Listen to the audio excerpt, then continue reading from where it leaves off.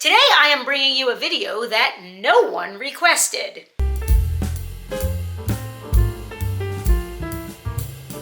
Oh my God, my kids are gone and I am freaking out. I mean, like, they're fine, everything's fine, but they went on vacation with my dad. He took them for 2 weeks to Disney World without me, which is great. It's exactly what I wanted to happen. I'm really excited about this, but it is also really unnerving.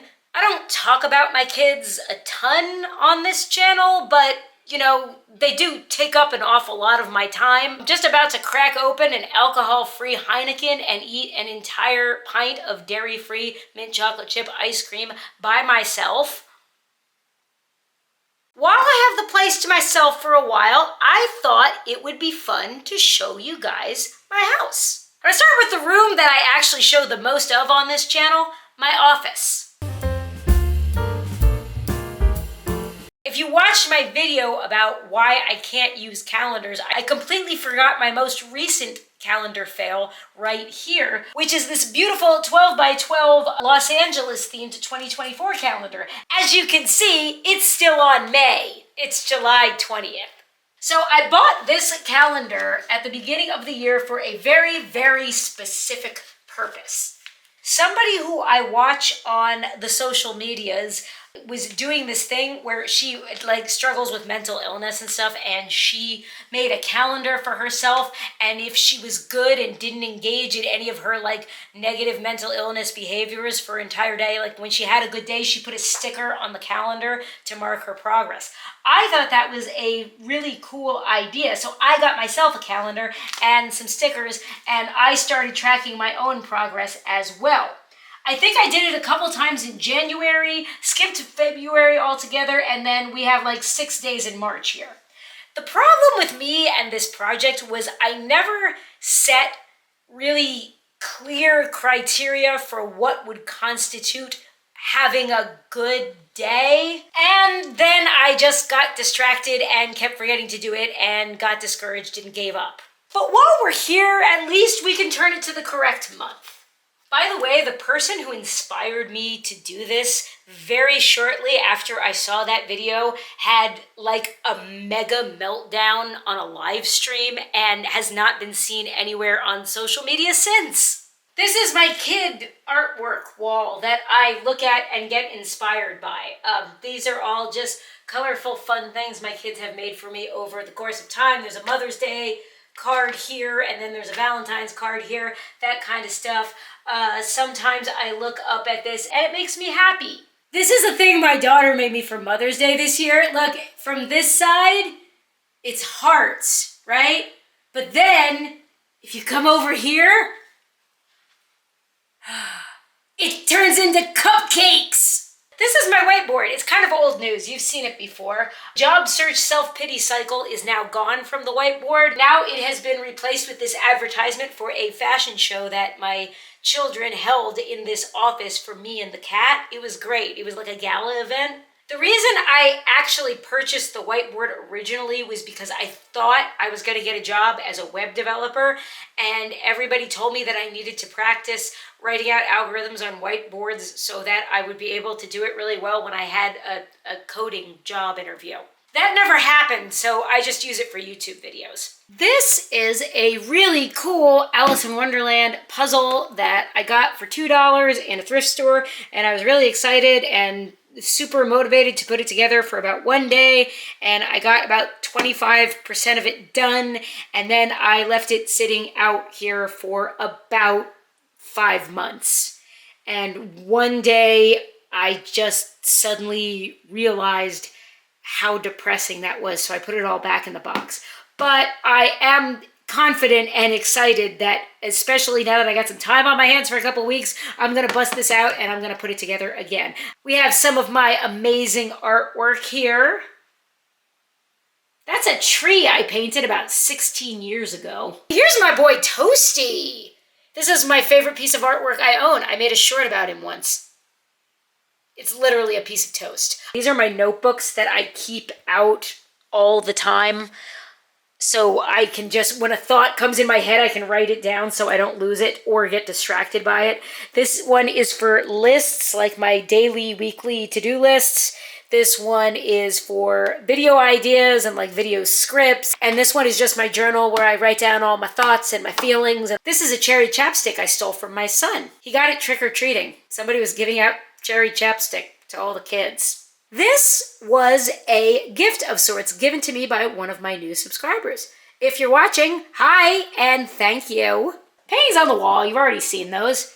This is my desk where all the magic happens. And this is my brand new laptop I just got for editing videos and possibly gaming. I'm on the fence about whether or not I should tell you the story about why I just got a brand new computer. So I got a brand new laptop this week, and it's really exciting, but let me tell you how this guy here came to be. I was really stressed out about a lot of things going on for a couple weeks. And when I say a lot of things going on, I don't mean that like, oh my God, guys, have I got a story for you? Like some crazy thing was happening. We had construction above us going on that was supposed to take like 4 days, and it took 3 weeks. There was a leak up there that came down into my apartment. They also did something that screwed up my power, and like half the outlets in the house didn't work for 2 weeks, and we had extension cords running everywhere, and it all got taken care of and resolved. It was just challenging for me because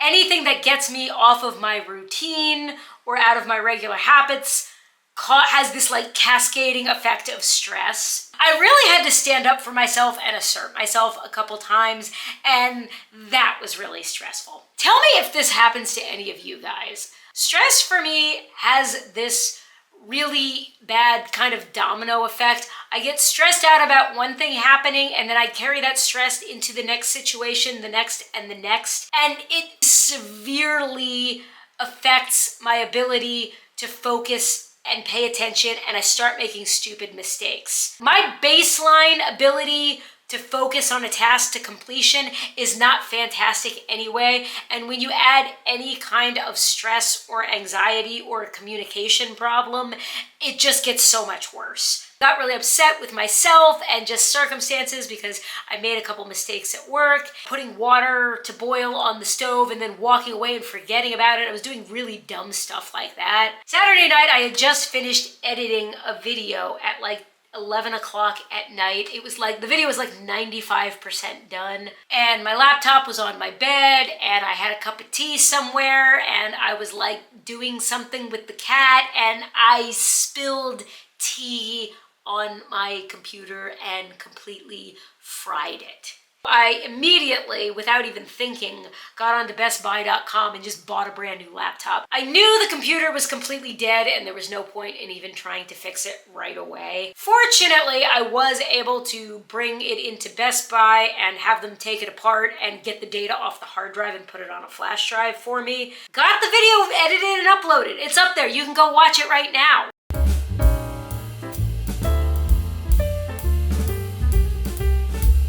So that was a victory, but I was extremely upset with myself for destroying something expensive that I really need to function just by making a careless mistake.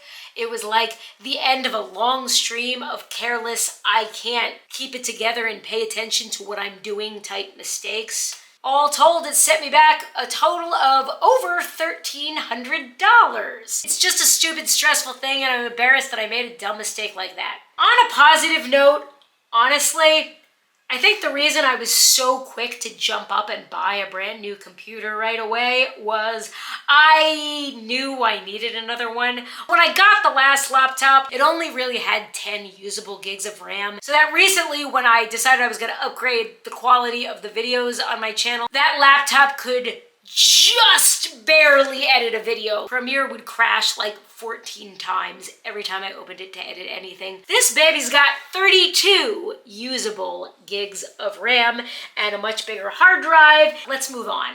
These are my softbox lights. I use these to make my painting videos, and actually just most of my videos. Sometimes they make this room look like a school cafeteria, but I'm working on it.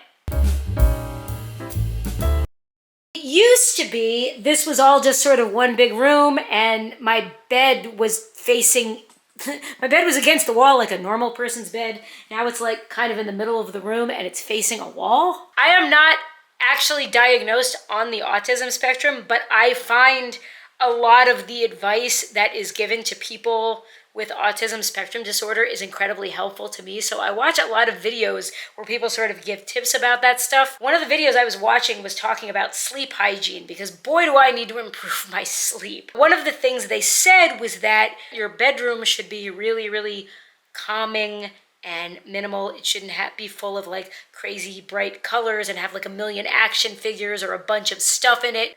And I thought that was such great advice that at 9 p.m. one night, I moved all my furniture around, flipped the bed around like so,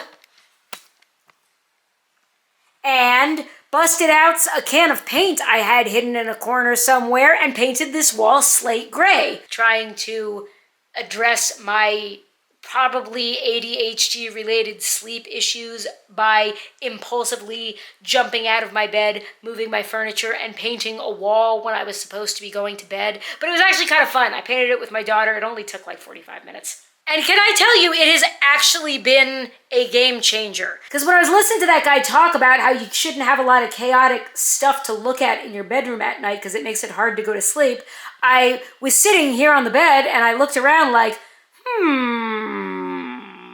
plain gray wall, window, cat tree, noise canceling headphones, and a book I'm reading. And that's it. That's all I've got in here. This was all living on my bathroom mirror, like right there for a really long time. I really, really don't like keeping things around that I'm not using. I had all of these Victoria's Secret body sprays, and there was a time where I like really was into that. I was really into like Victoria's Secret everything and just wanting to wear fake eyelashes and style my hair and stuff all the time. And you know, me and gender identity is like a whole different topic. We cannot get into that in this video, but it was interesting. It just struck me that I looked and these were all lined up and it's like, why do I have every single Victoria's Secret body spray on display? I don't wear them at all. And this bag of makeup, this is like all the makeup I own. I don't use it. It's not what I'm into anymore. Comment below. Tell me, are you like this with things? I was really, really butch when I was younger. And then I got older and I got a little more open to being a little more femme, like a little more kind of androgynous. And then for 10 years, I went through this phase where I was screeching girl all the time. I really wanted to be somebody who did their hair and wore cute dresses and batted her eyelashes at all the boys. I just went through this, I don't want to call it a phase because it was a really long time, but there was a time in my life where I was really, really into being super femme. And then that really has gone away from me in the last couple years. And I don't know if it's ever going to come back or not, but when things like that happen to me, when something feels very important and it feels like it's my identity, and then one day I look around and notice I'm not doing that thing anymore, it's like, was that really me? Is that who I really am? Or was it just me kind of being a chameleon and trying to fit in? I can't tell the difference sometimes. This is the makeup I actually wear. Lip gloss, mascara, and if I'm feeling really frisky, tinted moisturizer. I took everything out of here that I don't use. So this is the small bathroom. I share it with the cat. This is the closet where I keep all the board games. The walls in this hallway are absolutely filthy and disgusting. And there is a good reason for that.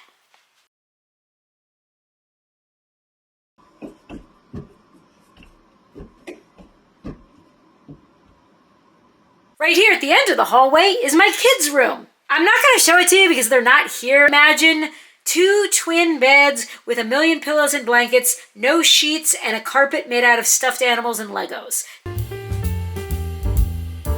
This is the big bathroom. It has a toilet. I have lived here for 3 years and I have not put up a shower curtain. This is my daughter's makeup. She's really into that right now. She's got a lot more than I do. Skull Cup, Baby Wonder Woman. I don't come over here too much. My kids use this. Their toothbrushes are gone. Oh my God, I can't stand it. I've owned this JoJo Siwa bath bomb since 2018.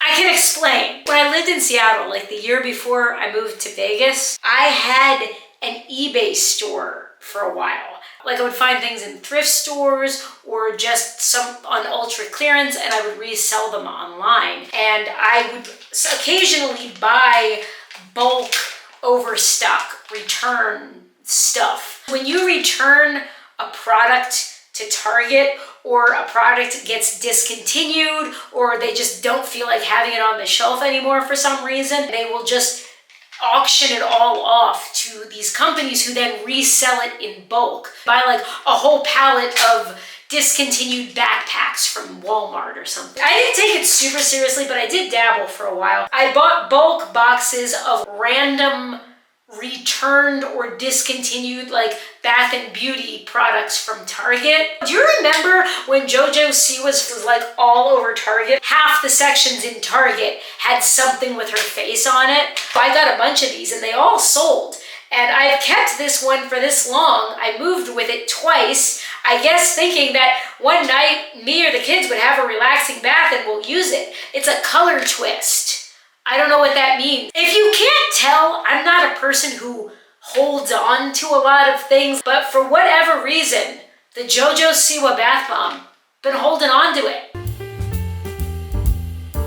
This is my couch. The frame of the couch is my childhood bed. I have very, very few items from my childhood, but this is an old wooden Cape Cod bed frame that I've had for literally my entire life. I remember sleeping in this thing when I was seriously like 4 years old.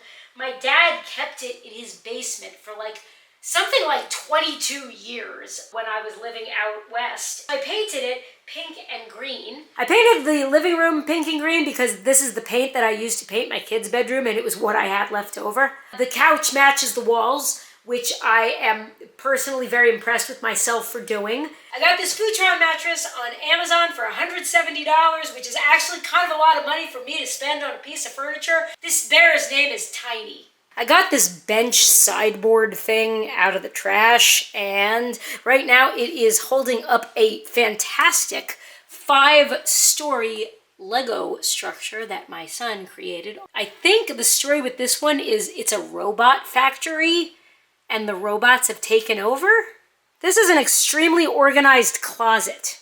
Here's an interesting thing you probably don't know about me. I am obsessed with Jim Henson. I'm obsessed with Muppets and Sesame Street and just puppets of all kind. The Muppet Show is top 3, one of my favorite TV shows ever. I am so delighted that my son also just got bit by the puppet bug. He is obsessed with making and using puppets and putting on puppet shows and like animatronics. He's done all this research on the old animatronics that used to be in like Chuck E. Cheese and Showbiz Pizza back when they had stuff like that. That's the thing he's most excited about at Disney World, is seeing animatronic stuff and puppets. But anyway, so there's this guy. We have a lot of puppets. We do a lot of puppet shows. Also, there's this feather duster that we got from Home Depot, not to clean, but they were like, we were buying like a vacuum cleaner or something boring, and my kids saw these, and I think my son was like, hey, we need to bring that home because we could glue some googly eyes to it, and he could be a puppet in a puppet show. This is a bowl of tiny plastic dinosaurs. I keep them next to the front door so we can offer them to guests whenever they come over. A bunch of tiny Minecraft figurines. This thing right here, I think it's like the hand is supposed to be busting through the table. I think that's what that's supposed to be. This is a plastic mango on display. This, I believe, is a monster under a table stealing a cookie. Here's Cthulhu. You know, I think everybody has one in their home. Halloween cat. This is a luminary. You burn a candle in it that I made in high school, and I still have it. This is one of those evil possessed toys that mimics you. This is my daughter's rock collection. They have names. This is Rocky, Rocco, and Raquel. Library books. Let's just talk about my shoes for a minute. I can't have more than one pair of shoes at a time. It's a thing about my personality that I always weirdly disliked and tried to fight and avoid for years. I always wanted to be this girl that had like a closet full of shoes, and I had shoes for every occasion, and I had shoes that matched my outfits. It never works. I feel really, really uncomfortable if I own like more than just a couple pairs of shoes. It stresses me out somehow.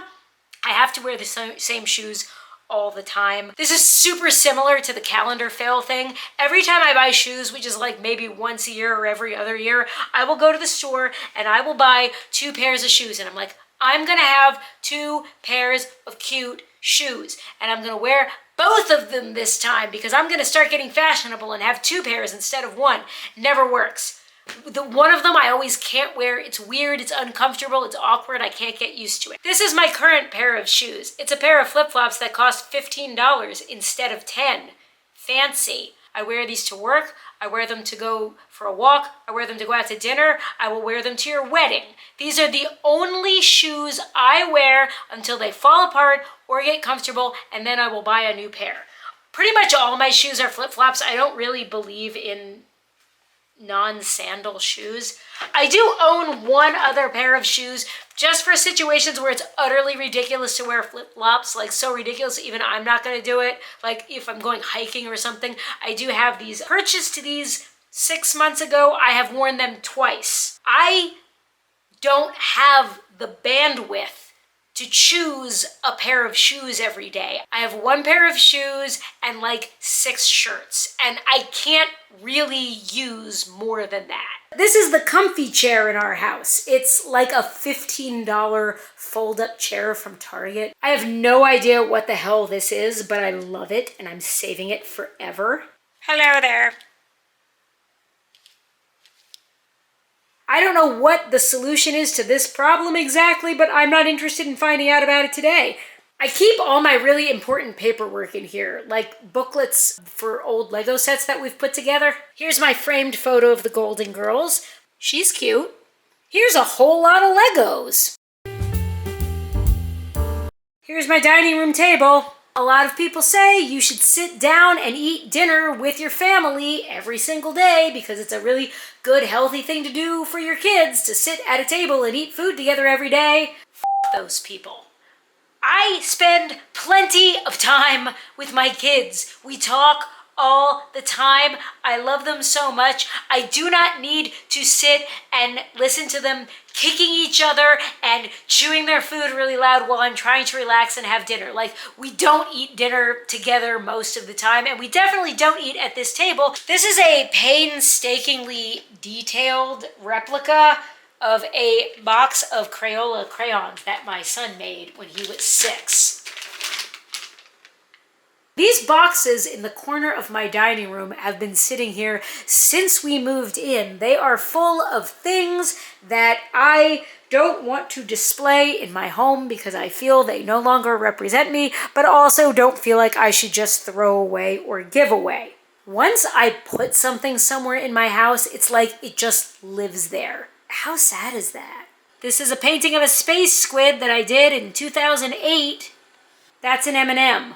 This corner over here is a thing my daughter does. She makes these little nooks and cubbies for herself all over the house so she can get like really cozy. She loves really tiny spaces. Sometimes she'll like make one in a closet or just a corner. She'll get like blankets and kind of make a tent out of things. This is her current one. She hangs out here at night and just eats snacks and watches things on her iPad. She has like a stack of books here. I think it's awesome. She's really into like creating her own spaces. Here's a small sampling of my book collection. You probably don't know this, but I worked in bookstores for like 15 years. Here's a book by one of my musical heroes, Billy Bragg. If you don't know who Billy Bragg is, look him up on YouTube.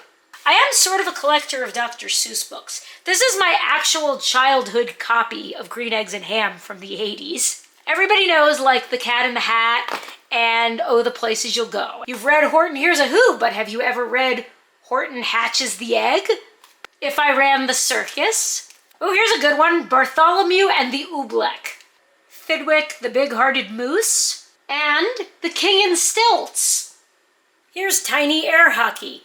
This is easily the best part of the house right here. The wall of kid art, where we have such classics as a werewolf using a vending machine, the Stay Puft Marshmallow Man, and this awesome kind of expressionist portrait that my daughter made. I love this thing so much, I'm gonna make it an album cover someday. One of the things you're required to do if you become a famous YouTuber is release a really, really stupid, bad rap song. So when I put out my rap song, this is gonna be the cover. This is the kitchen. There isn't much to say except that it's clean. And I'm proud of that, because it wasn't always. Check out these awesome Lego flowers that my kids made me for Mother's Day. The cat eats food.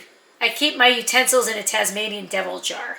I have one more calendar fail that I have to tell you about. I can't believe I left this out of the first video because it's really the best one. Last year, I bought one of those like whiteboard calendars, like the big one that you hang on the wall and you have the whole month in front of you and you write in what you're gonna do every day of the month on it. This is what my whiteboard calendar currently looks like. You know as much about this as I do. This has nothing to do with my kitchen, but it's one of my favorite things I own and I have to show it to you. This is my Three Stooges Christmas album, featuring some timeless classics as the Three Stooges singing "I Want a Hippopotamus for Christmas."